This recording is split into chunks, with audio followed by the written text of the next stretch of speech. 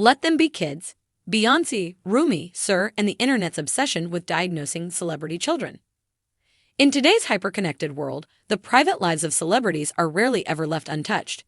Every move, every word, every photo is dissected under a microscope by millions. But when this scrutiny turns toward their children, particularly young black children, it reveals something far more troubling. A lack of empathy, a disregard for boundaries, and a dangerous compulsion to pathologize joy. Beyoncé, one of the most iconic and private entertainers of our time, is now at the center of such a discourse, with fans and critics alike speculating about her twins, Rumi and Sir Carter. And at the heart of the conversation, baseless medical assumptions, neurodivergence speculation, and a disturbing cultural fixation on whether Sir is worse off than his sister. A moment of joy turned into a spectacle. During her Cowboy Carter tour, Beyoncé treated her audience to an incredibly intimate moment. During her performance of Protector, a song dedicated to her children, she brought out her daughter Rumi Carter. The moment was magical.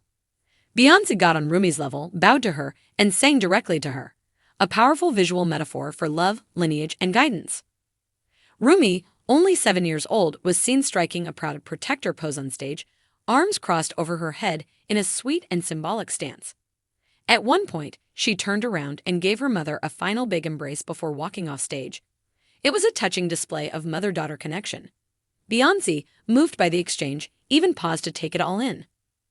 But what should have been an innocent, joyful moment between mother and child quickly became fodder for online speculation. Instead of celebrating Rumi's sweet performance, parts of the internet devolved into unwarranted analysis, dissecting her behavior, expressions, and body language like a science project. Strangers began wondering aloud whether Rumi appears to be on the spectrum, citing behaviors like waving, giggling, and jumping up and down, typical expressions of childlike joy. Diagnosing through a screen.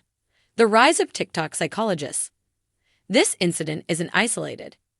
It is part of a growing phenomenon where internet users, particularly those on TikTok and Twitter, feel entitled to act as armchair psychologists. Suddenly, Rumi's performance wasn't seen as endearing, but instead became evidence of a possible neurological condition.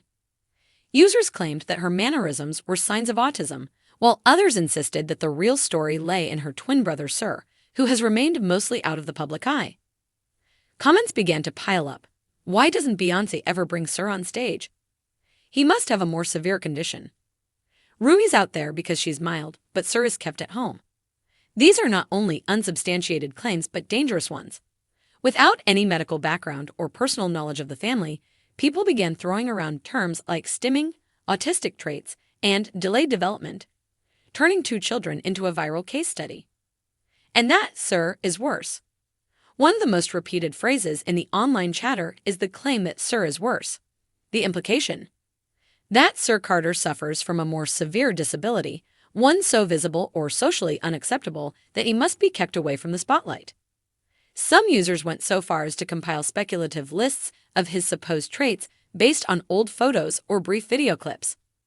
Leg dragging, hand flapping, lack of eye contact, and of course, the ultimate internet crime, not smiling on cue.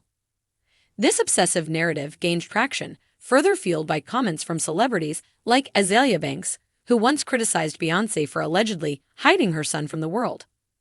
Banks said, "People will find out sooner or later, and you're really going to look like a piece of ish for being ashamed of your own child." This wasn't just gossip anymore. It had evolved into character assassination, not of Beyoncé, but of her young children. The assumptions around Beyoncé's pregnancy. Speculation about the twins' health has been swirling since their birth. Beyoncé gave birth to Rumi and Sir via emergency C-section after experiencing preeclampsia, a serious condition marked by high blood pressure that can pose risks to both mother and baby. According to Beyoncé, one of the twins' heartbeats stopped several times during labor, leading doctors to perform the C-section. Though Beyoncé never identified which twin experienced the complications, many have long assumed it was Sir. This detail has been used recklessly as the smoking gun behind theories about Sir's supposed developmental challenges. Fans have combed through Beyoncé's music, searching for coded messages in her lyrics. One song that's often cited is My Rose, where she sings, "How many times have you let yourself get down? So many roses, but none to be picked without thorns. So be fond of your flaws, dear, you're my love, my sweetie pie, my baby." To most, these lyrics speak to universal themes of resilience, self-love, and motherhood. To the online sleuths, they are interpreted as Beyoncé revealing her inner turmoil about raising a child with a disability.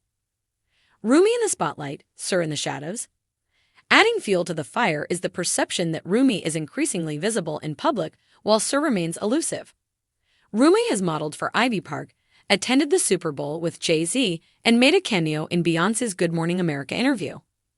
On the other hand, Sir is rarely seen outside of family photos shared on Beyoncé's terms. But does this mean something is wrong with Sir, or could it simply reflect different personalities? According to Beyoncé's mother, Tina Knowles, the answer is simple. Sir is quiet and reserved.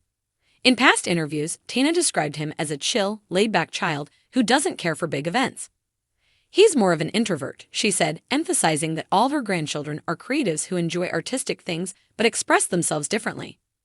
Still, the internet remains unconvinced. Why? People ask, does Jay-Z only appear in public with Blue or Rumi? Why is Sir left out?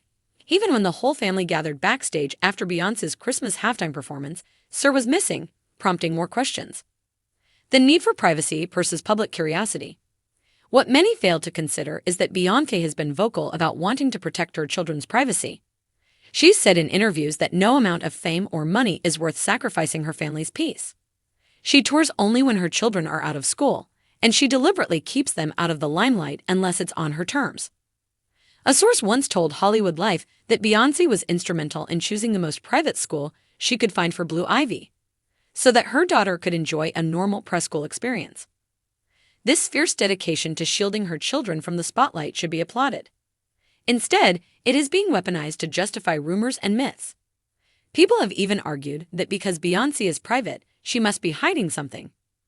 That logic is not only flawed but invasive.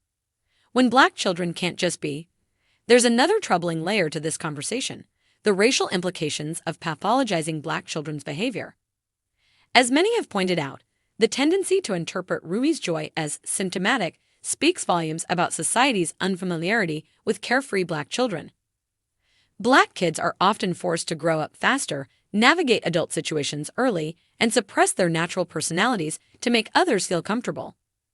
Rumi's moment on stage, unfiltered, joyous, exuberant, was a rare and beautiful sight. She was allowed to be loved, protected, and free. For many fans, seeing Rumi on that stage wasn't just cute. It was powerful. It was a reminder of what it looks like when a Black child is allowed to live fully, safely, and unapologetically. So, what if? Even if Rumi or Sir were on the spectrum or had any other developmental difference, what then? Would they be any less worthy of love, privacy, and respect? Of course not. But that isn't really the issue. The issue is that strangers are speculating, diagnosing, and discussing private matters of young children with no knowledge, no permission, and no sense of responsibility. Instead of focusing on whether something is wrong with the twins, perhaps we should reflect on what is wrong with us. Our entitlement, our obsession, our inability to mind our business when it comes to children. Final thoughts: let them be children. In a world that rarely gives Black children the space to just be, Beyoncé is doing what any loving mother would, shielding her children from an audience that doesn't always wish them well. She is giving them the one thing she never had as a rising star: a childhood lived on their terms. Whether Sir is quiet, neurodivergent, shy, or simply uninterested in cameras, it is no one's business but his family's. The same goes for Rumi. Their lives should not be reduced to bullet points on a TikTok diagnostic list. Instead of pathologizing their joy, let's celebrate it. Instead of speculating, let's reflect. And above all, let's let them be kids.